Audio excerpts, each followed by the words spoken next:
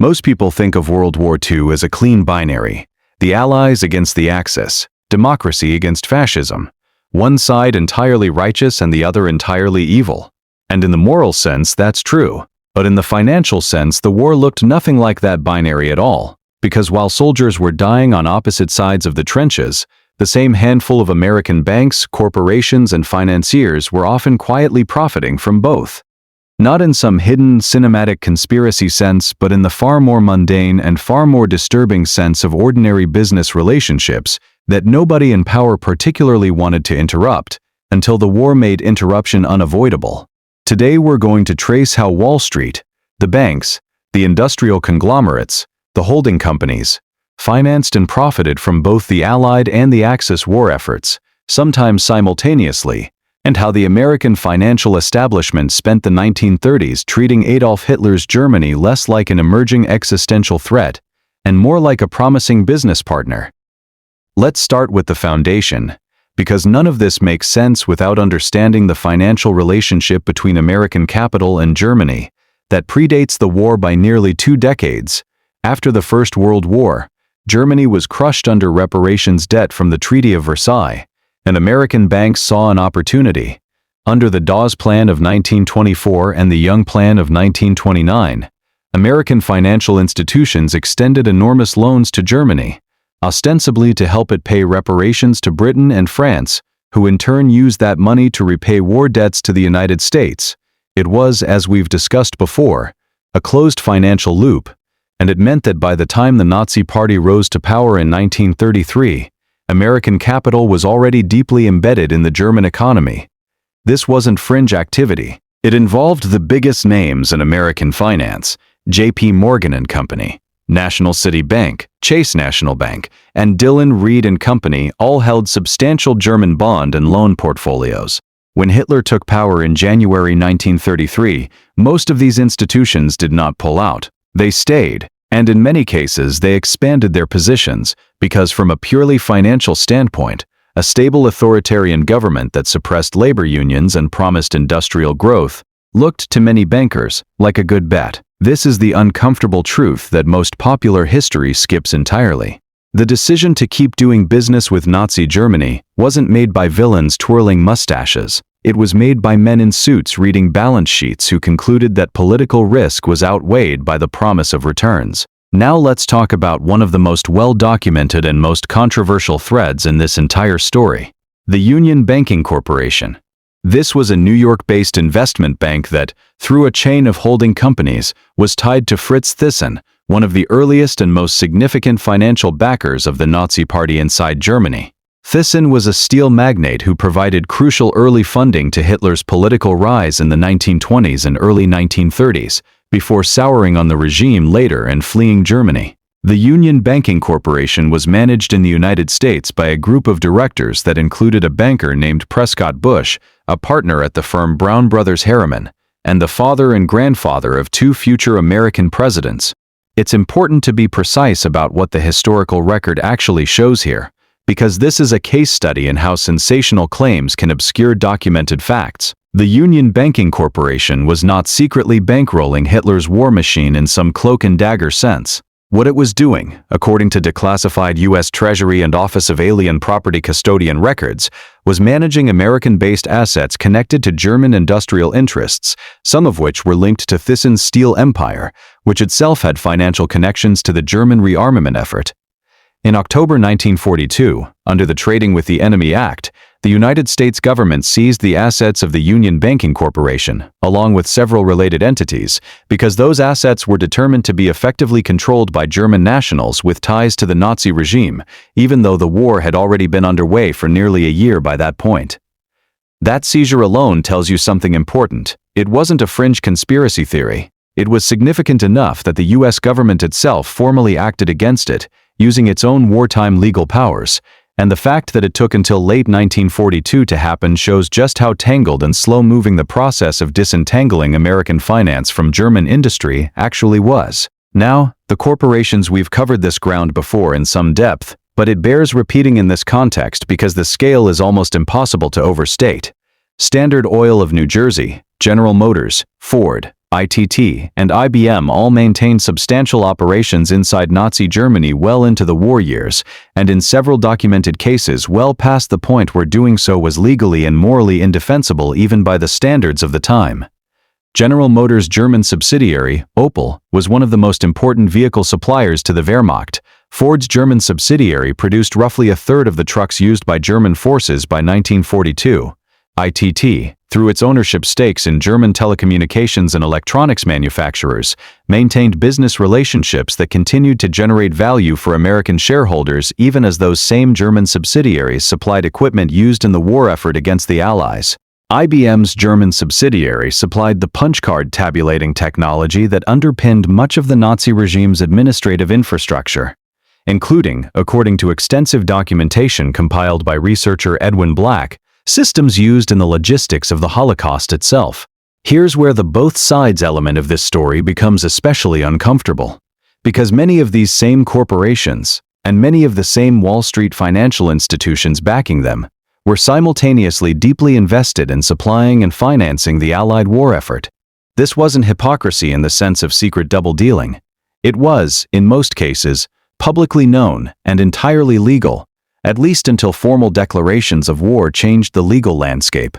General Motors and Ford both ramped up enormous war production for the United States military once America entered the conflict, becoming central pillars of what Franklin Roosevelt called the arsenal of democracy. The same corporate entities that had, just years earlier, been expanding operations to serve Nazi military production were now retooling their American factories to build tanks, aircraft engines, and jeeps for the Allied side. From a purely commercial logic, these companies weren't loyal to any nation-state's cause. They were loyal to their balance sheets, and for most of the 1930s and into the early 1940s, both belligerent blocs represented viable and profitable markets simultaneously. The banking side of this story is, if anything, even more striking, because banks don't manufacture physical war material. They finance the capacity to do so.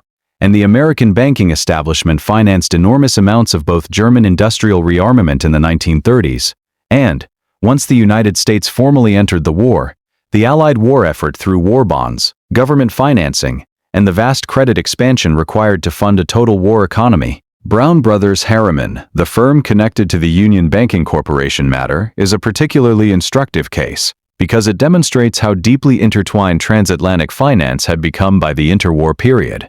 The firm's senior partners moved fluidly between private banking, government advisory roles, and eventually direct government service once America entered the war. This wasn't unusual. The same small elite network of Wall Street financiers who had spent the 1920s and early 1930s building relationships across Europe, including in Germany, were the same people the U.S. government turned to when it needed to rapidly finance and organize a wartime economy after Pearl Harbor. There was no clean separation between the financiers who dealt with the Nazis and the financiers who ran America's war effort. In many cases, they were the exact same people, operating within the exact same institutions, simply redirecting their activity once the political and legal environment shifted. This raises the question that matters most here, the one most conventional war narratives avoid asking directly: was this collusion, or was it simply what unregulated global capital naturally does when profit opportunities exist on multiple sides of a geopolitical conflict? The honest answer, based on the documented record, leans toward the latter, but with an important caveat.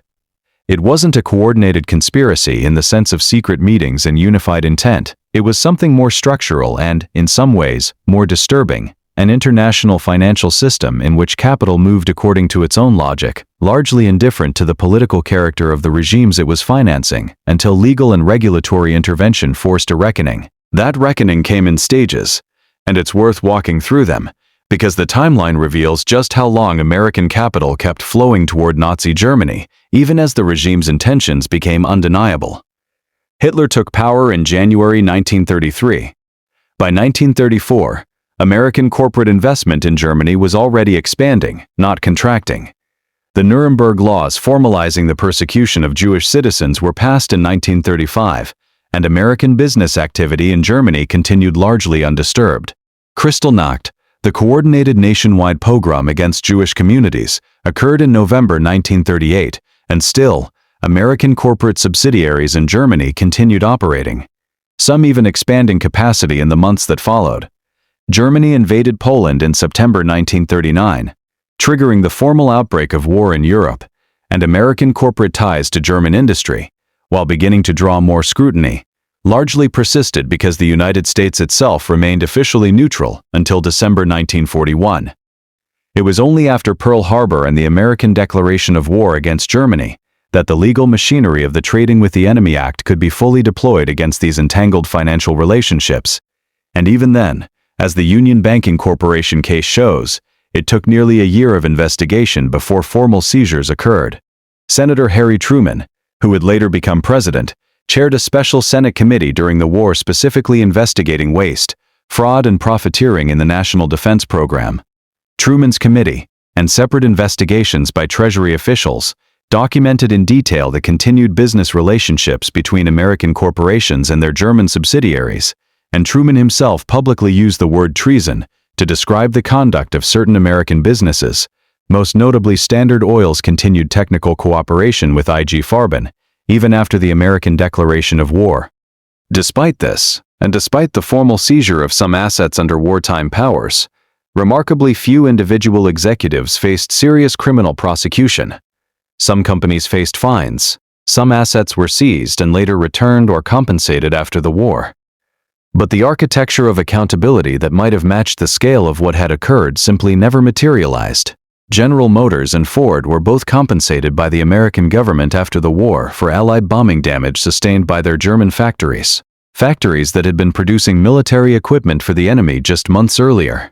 This is the part of the story that deserves the most attention, because it explains why this financial entanglement mattered beyond just the moral discomfort of it. The synthetic fuel technology developed through the partnership between Standard Oil and IG Farben was not a minor technical footnote. It was operationally essential to German mobile warfare, because Germany lacked sufficient natural petroleum reserves to sustain the kind of mechanized blitzkrieg strategy it employed across Poland, France, and the Soviet Union. Without access to that American-developed synthetic fuel technology, historians have argued that Germany's capacity to wage a sustained mobile war would have been severely constrained. In other words, this wasn't simply profiteering at the margins. It was, in specific documented instances, providing technological capability that shaped the actual military trajectory of the war. And this brings us to the deepest, most uncomfortable question raised by this entire history.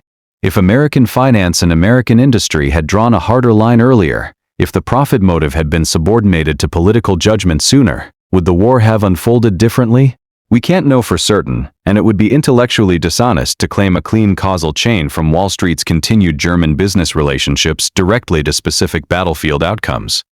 But we can say with confidence that the resources, the technology, and the capital that flowed from American finance into German industry throughout the 1930s meaningfully strengthened the Nazi regime's capacity to prepare for and wage war, at exactly the moment when a different set of choices might have constrained it. The deeper lesson here isn't really about Wall Street specifically, or even about World War II specifically. It's about what happens when financial systems operate with functional indifference to the political character of the entities they finance, constrained only by legal boundaries that trail well behind moral ones. The men running these banks and corporations in the 1930s were not, for the most part, ideological Nazi sympathizers. Some were, most were not. Most were simply following the same logic that guides institutional capital in almost every era: identify profitable opportunities, manage political risk as a cost of doing business, and adjust only when legal or reputational consequences become unavoidable. That logic worked exactly as designed, right up until the moment the United States formally entered the war and redefined, almost overnight, what counted as acceptable business conduct. What makes this history worth revisiting today isn't nostalgia for outrage about decisions made nearly a century ago. It's the recognition that the same structural conditions, globally mobile capital, limited political accountability for multinational financial relationships, and legal frameworks that consistently lag behind the pace of geopolitical change, are not unique to the 1930s. They are permanent features of how international finance interacts with international conflict. The Second World War simply provides the starkest, most extensively documented case study of what that looks like when the stakes are as high as they can possibly get. The war that ended in 1945 is remembered, correctly, as a moral triumph over fascism. But the financial history underneath that moral triumph is far messier and far more revealing of how power actually operates than the version usually taught in classrooms. Wall Street didn't choose a side in the 1930s. It chose profit, on both sides, for as long as the law allowed it to, and in some documented cases, slightly longer than that.